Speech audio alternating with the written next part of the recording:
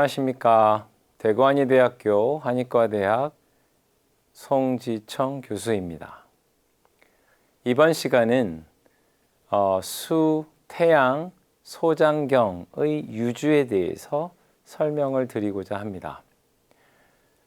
국제기호로는 SI라고 이야기를 합니다. SI 메리디안이라고 이야기를 합니다.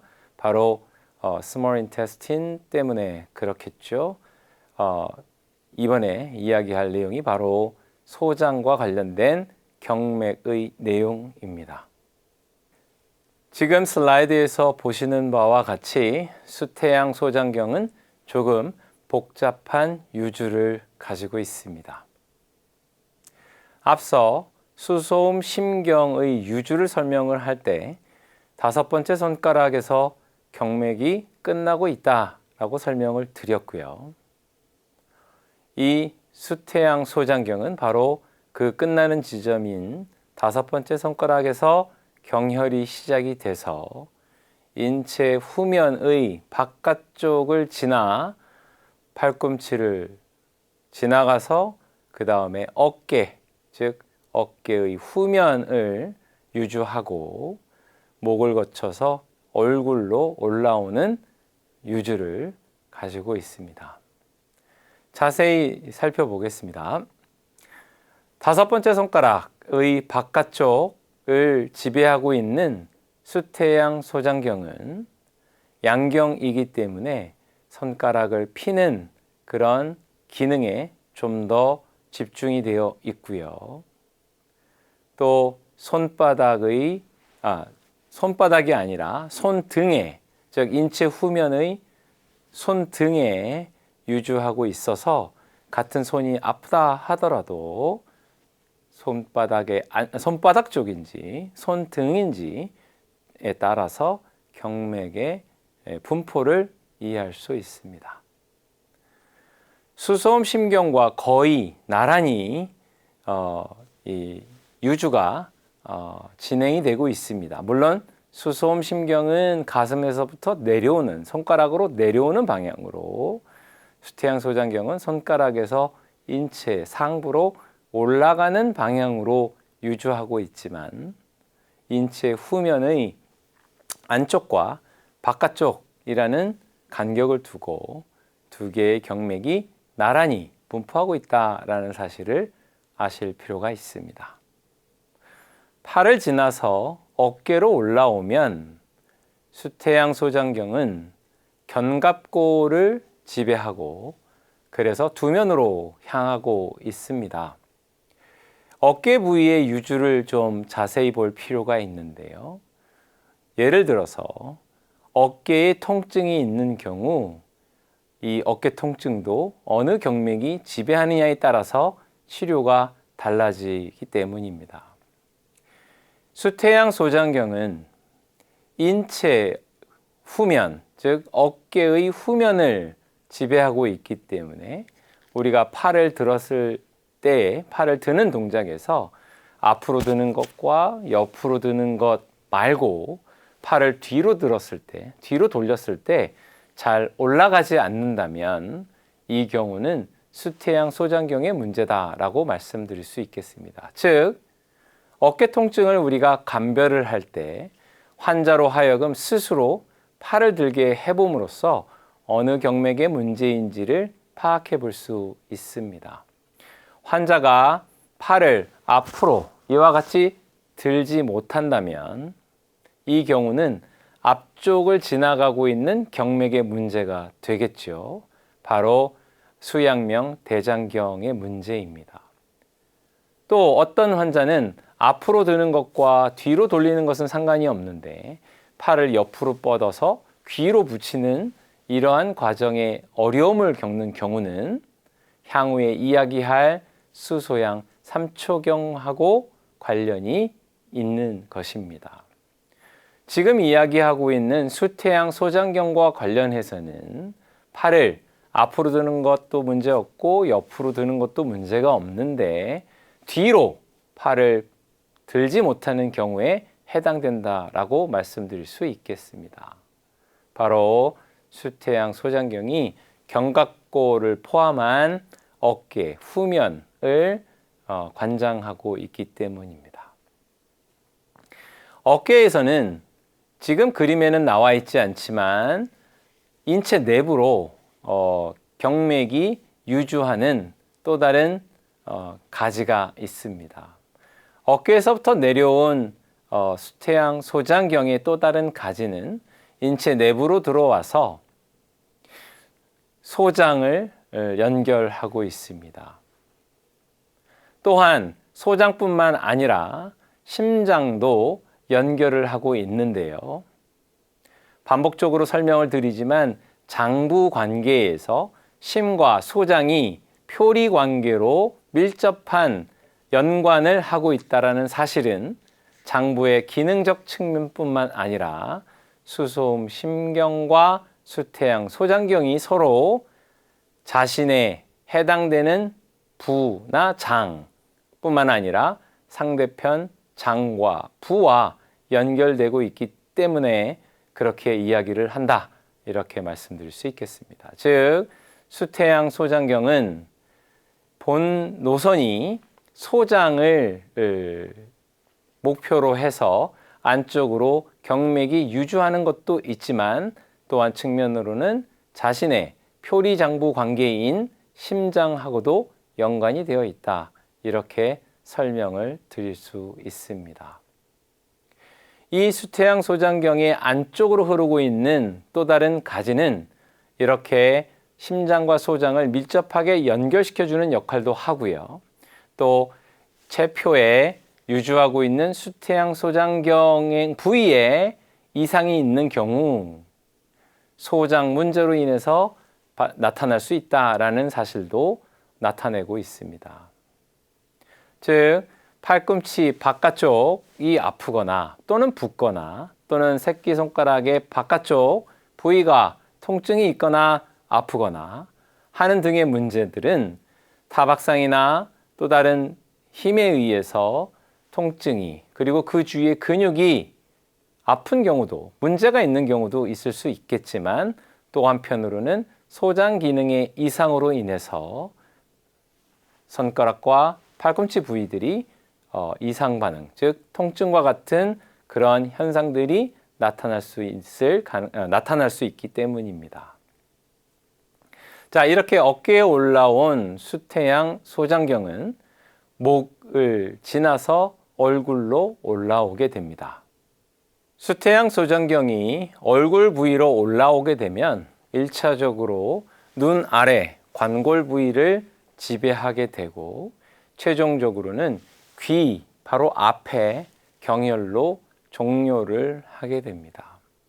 이러한 사실로 또한 유추해 볼 수 있는 것들은 얼굴, 눈 밑에 관골 부위에 통증이라든지 감각 이상이 있는 경우 수태양 소장경과 관련이 있다는 것을 유추해 볼 수 있을 것입니다. 또한 경맥이 마지막으로 귀 앞에서 종료가 되기 때문에 예를 들어서 턱이 잘 안 벌려진다든지 또는 이유 없이 이쪽 귀 앞에 턱이 아프다든지 또는 청각과 관련해서 즉 소리를 듣는 기능이 있어서 문제가 있는 경우 이 수태양 소장경을 이용을 해야 할 때가 있을 것입니다. 귀 앞에 우리가 턱을 벌려보면 이 귀 바로 앞에 길다랗게 홈이 생성되는 것을 살펴볼 수 있습니다. 총 3개의 경혈이 그 귀 앞에 길다란 틈 사이로 분포를 하게 되는데요. 이 3개의 경혈은 이후에 여러분들이 경혈취혈을 공부하게 된다면 어떤 경혈이 분포하고 있는지 이해하실 수 있을 것입니다. 다 귀 가까이 분포하고 있는 경혈이기 때문에 청각 이상이 있는 경우 우리가 침 치료를 하기 위해서 사용하는 그런 경혈이 될 것입니다. 그래서 이 수태양 소장경도 청각과 관련된 문제를 치료하는데 유용하게 쓰이고 있다라는 사실도 알아주셨으면 좋겠습니다. 지금까지 수태양 소장경의 유주에 대해서 이야기를 했습니다. 이 수태양 소장경은 얼굴에서 끝나기 때문에 다음 연결되는 족태양 방광경도 얼굴에서 시작한다라고 유추해 볼 수 있겠습니다. 실제로도 그렇고요. 그래서 이 앞서 이야기했던 가슴에서 손으로, 손에서 얼굴로, 얼굴에서 발로, 발에서 다시 가슴으로 들어오는 이 사이클을 잘 염두에 두셨으면 좋겠습니다. 이것으로써 수태양 소장경의 유주에 대한 설명을 마치고 저는 다음에 족태양 방광경의 유주에 대해서 이야기를 하고자 합니다. 수고하셨습니다.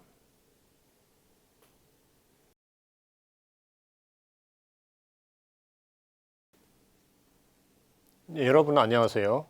네, 이번 시간에는 수태양 소장경의 경혈 중에서 손목 아래쪽에 있는 경혈들을 어떻게 취혈하는지에 대해서 알아보도록 하겠습니다. 네, 첫 번째로 수태양 소장경의 첫 번째 경혈인 소택혈입니다.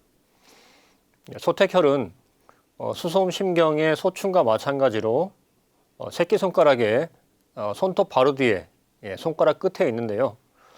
다른 점은 수소음심경의 소충혈이 새끼손가락 끝에서 이 엄지 쪽, 라디알 쪽 끝에 있었다면 소택은 새끼손가락 끝에서 새끼 쪽, 울라 쪽 끝에 있다 하는 것이 차이점입니다. 그래서 경혈을 취혈하는 방식은 소충과 마찬가지고 위치만 안쪽, 라디알 쪽을 바깥쪽, 울라 쪽으로 바꾼다라고 생각하시면 되겠습니다. 그러면 소택혈을 찾아보겠습니다. 새끼손가락에서 안쪽 끝에 있는 소충혈이 있었고요. 지금 하고 있는 소택은 바깥쪽이죠. 라디알 쪽이 아니고 울라 쪽입니다. 이 손톱의 뿌리를 지나는 수평선, 그리고 바깥쪽, 울라 쪽 손톱 끝을 지나는 수직선, 그래서 수직선과 수평선의 교차점을 찾은 다음에 이 교차점이 뼈와 근육 사이가 맞는가 확인을 해보시고, 만약에 뼈와 근육 사이가 맞다 그러면 여기가 소택혈이 되겠습니다. 네, 그러면 소택혈을 취혈해 보도록 하겠습니다.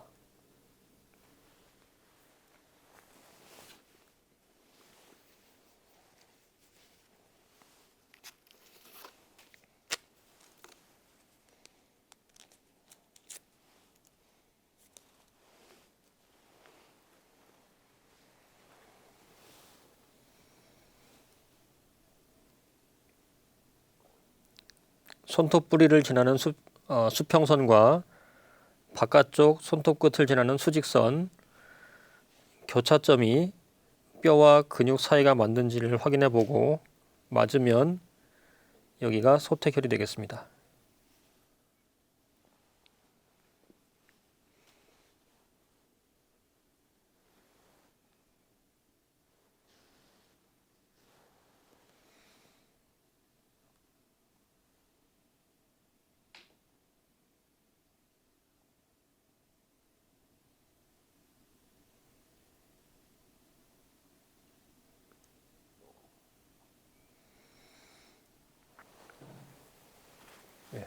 소택혈을 취혈했습니다.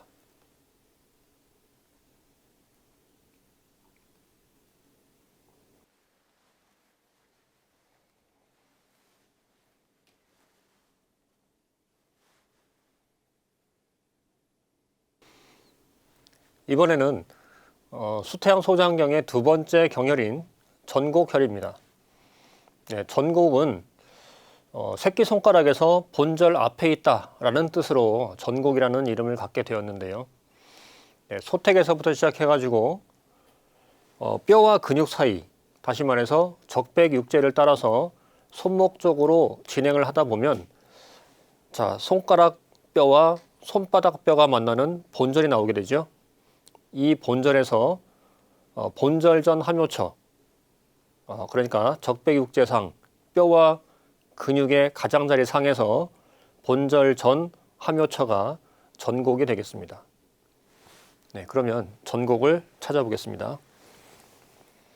네, 소택에서부터 뼈와 근육 사이를 촉지하면서 손목 쪽으로 진행을 하다 보면 네, 본절이 나오면서 탁 막히게 되죠.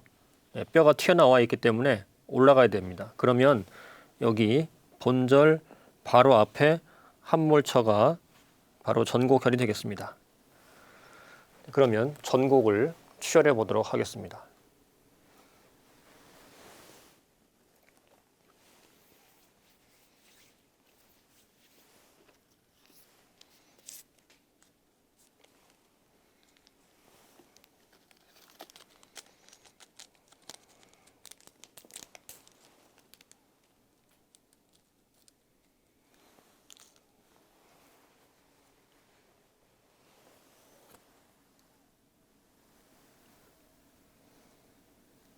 네, 전곡을 추혈할 때도 다른 형혈과 마찬가지로 우리가 고려해야 될 것이 피부상에서 뼈와 근육 사이에서 그대로 직자를 하게 되면은 이 말절골 뼈가 이렇게 둥글기 때문에 뼈에 걸리게 되죠. 그래서 자침 방향을 이 근육 쪽으로 꺾어서 자침을 하거나 또는 네, 보조수로 적백육제를 근육 쪽으로 끌어당겨서 자침을 하면 뼈에 걸리지 않고 침이 자입될 수 있습니다.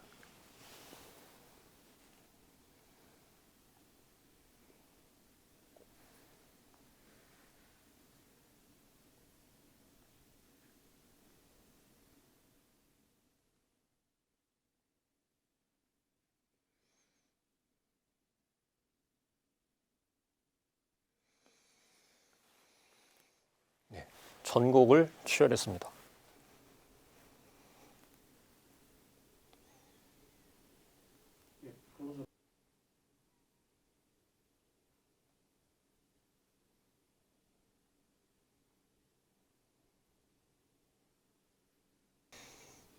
이번에는 수태양 소장경의 세 번째 경혈인 후계혈입니다.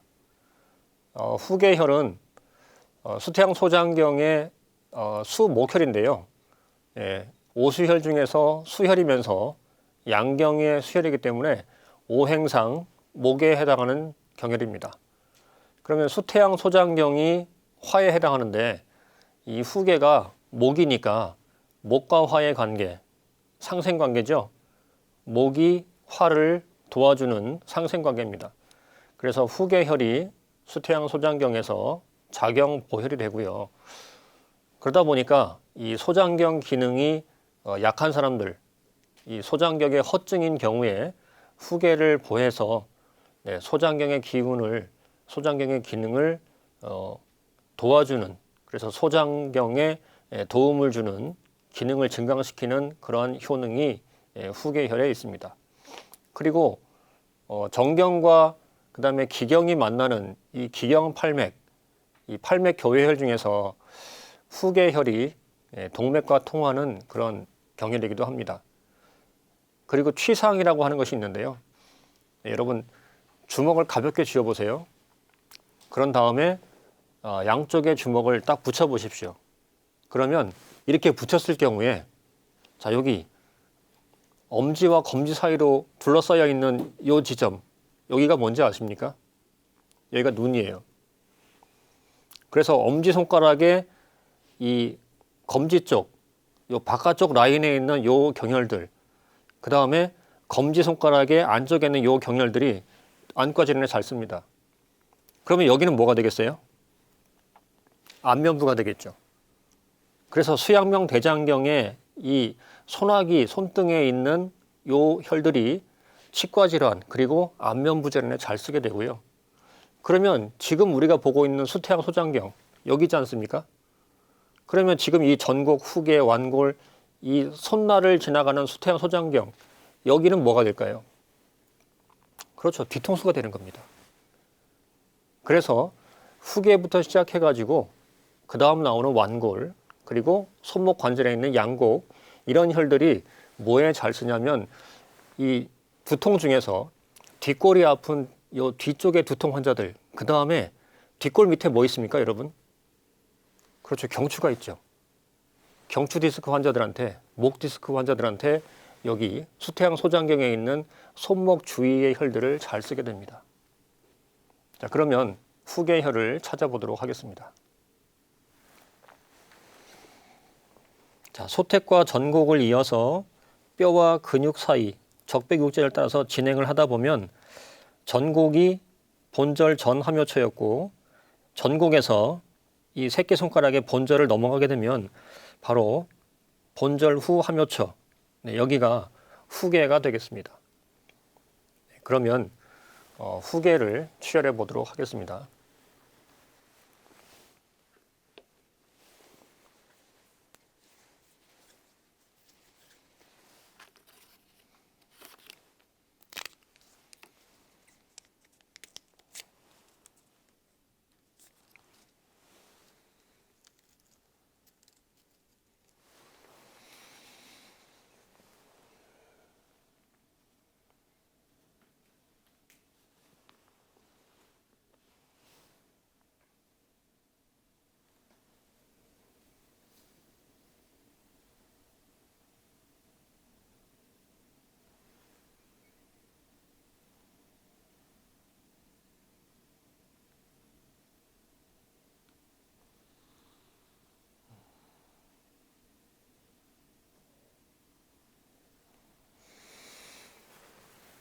네, 후계를 취혈했습니다.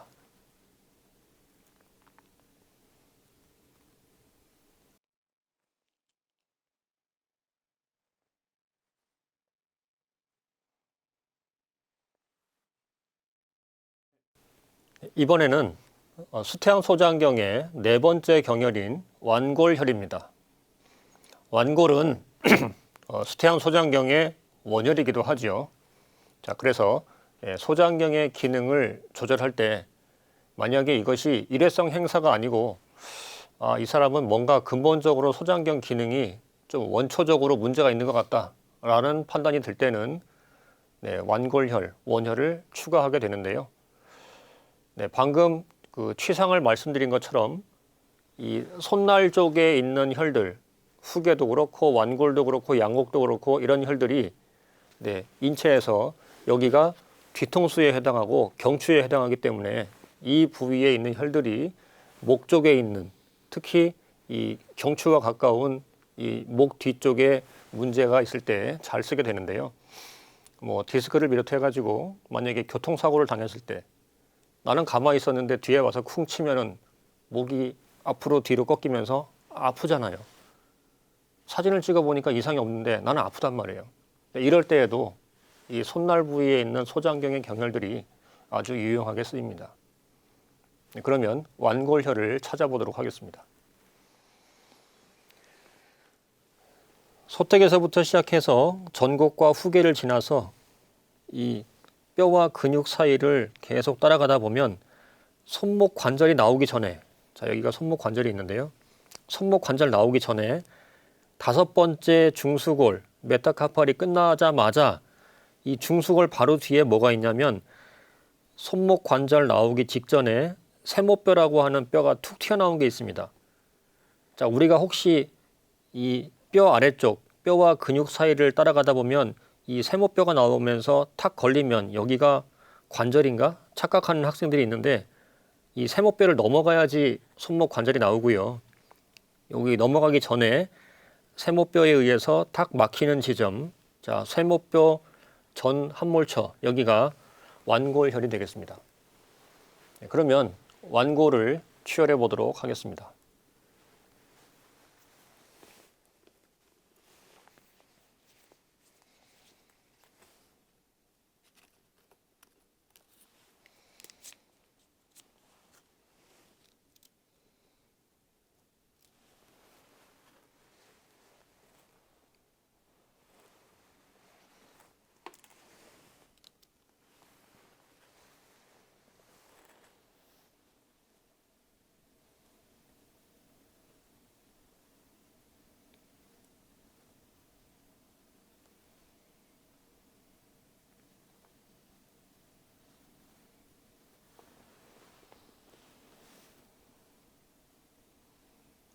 뼈와 근육 사이 적배육제상에서 세모뼈 전 함몰처, 여기가 완골혈입니다.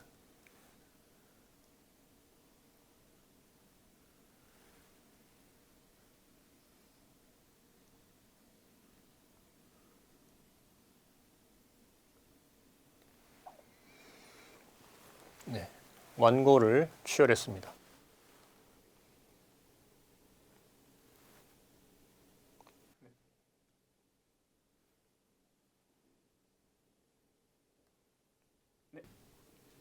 네, 지금까지 수태양 소장경의 손목 이하 경혈들을 어떻게 취혈하는지에 대해서 알아보았습니다. 감사합니다.